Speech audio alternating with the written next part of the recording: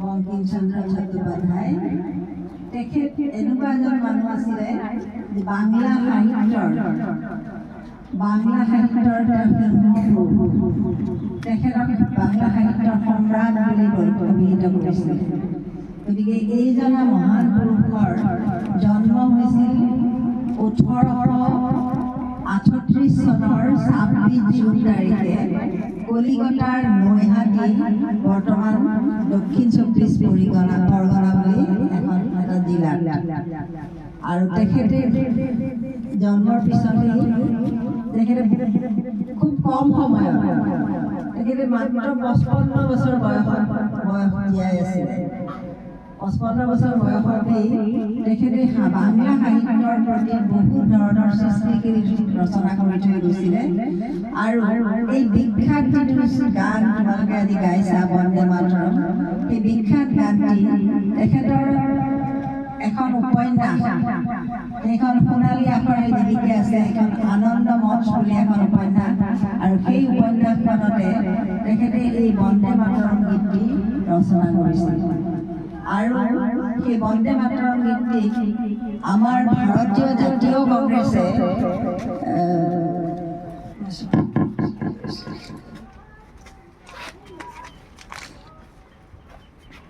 1937 চনত ভাৰতীয় জাতীয় কংগ্ৰেছে ভাৰতৰ জাতীয় কংগ্ৰেছৰ কি কৰিছিলে, জাতীয় সূত্ৰ হিচাপে অভিহিত কৰিছিল।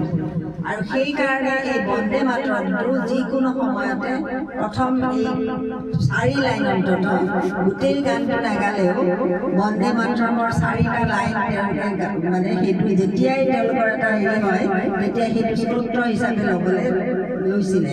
এইটো হৈছিলে 1937 চনত, বুজি পাইছানে? আৰু তেখেতে বিভিন্ন ধৰণৰ ৰচনা কৰিছিল। আৰু তেখেত আছিল এজন প্ৰথম আধুনিক বাংলা সাহিত্যৰ জনক।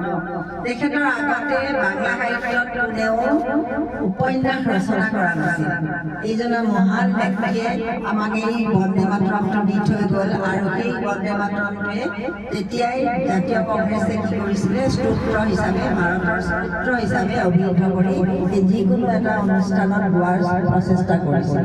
আৰু আজিও সেইটো মানুহৰ মুখে মুখে এই গানটো তেওঁলোকে মুখৰিত হৈ আছে, বন্দে মাতৰম চবেই জানে।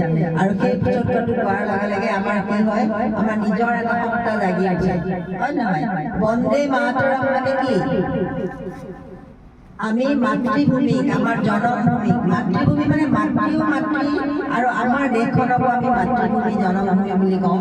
আৰু সেই বন্দে মাতৃভূমিখনকে আমি বন্দে মানে আমি উপাসনা কৰোঁ, প্ৰাৰ্থনা কৰোঁ, সুজলাল সুফলাল মানে আমাৰ ইমান সুন্দৰ আমাৰ ভাৰতবৰ্ষখন। গতিকে সুজলাল সুফলাল আমাৰ গোটেই ভাল সৃষ্টিৰ এটা এই প্ৰকৃতি ভৰপূৰ। গতিকে সেই জন্মভূমিক আমি সদায় বন্দনা কৰোঁ। সেইটোৱে উদ্দেশ্যে তেখেতে এই কথাটো লিখিছিলে। আৰু তেওঁৰ এই মহান গানটি জাতীয় কংগ্ৰেছে আমাৰ স্তোত্ৰ হিচাপে, আমি যেনেকৈ এটা অন্তৰৰ পৰা আমি স্তোত্ৰ, আমি নিজকে নিকা কৰাৰ কাৰণে আমি ভগৱানৰ ওচৰত প্ৰাৰ্থনা কৰোঁ, সেই প্ৰাৰ্থনাটোৱে হৈছে আমাৰ বন্দে মাতৰম প্ৰাৰ্থনা। আৰু ইয়াৰ উপৰিও তেখেতে আৰু বহুত ৰচনা লিখিছে। তেখেতৰ ৰচনাবিলাকৰ ভিতৰত দুৰ্গেশ নন্দিনী, ৰাজসিংহ, বিষবৃক্ষ, বিভিন্ন ধৰণৰ তেওঁ বাংলা উপন্যাস ৰচনা কৰিছিলে। আৰু তেখেতে এখন মাত্ৰ ইংৰাজী উপন্যাস ৰচনা কৰিছিল। সেই ইংৰাজী ৰচনাখনৰ নাম আছিল ৰাজমোহন's Wife। ৰাজমোহন's Wife বুলি এখন ইংৰাজী উপন্যাস ৰচনা কৰিছিল। আৰু তেখেতৰ ৱাইফৰ নাম আছিল, পত্নীৰ নাম আছিল ৰাজলক্ষ্মী দেৱী। আৰু আনন্দ মঠখন এখন শ্ৰেষ্ঠ তেখেতৰ উপন্যাস।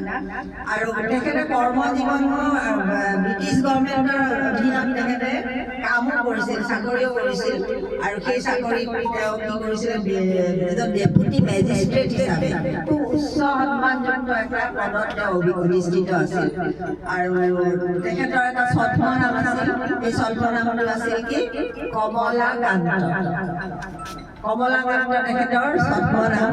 গতিকে এই মহান পুৰুষজনাৰ বিষয়ে আমি বিশেষ এই মুহূৰ্তত জানিবলৈ যদিও নোৱাৰোঁ, তথাপিও আমি তেখেতৰ আনন্দমঠ বিখ্যাত উপন্যাস, সেই উপন্যাসখনৰ যিটো বন্দে মাতৰম গীতটি সেইটো আমি জানি থওঁ।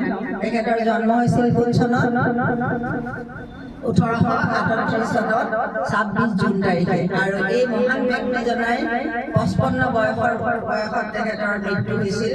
আৰু সেই মৃত্যু হৈছিল 1894 চনৰ 8 এপ্ৰিল তাৰিখে।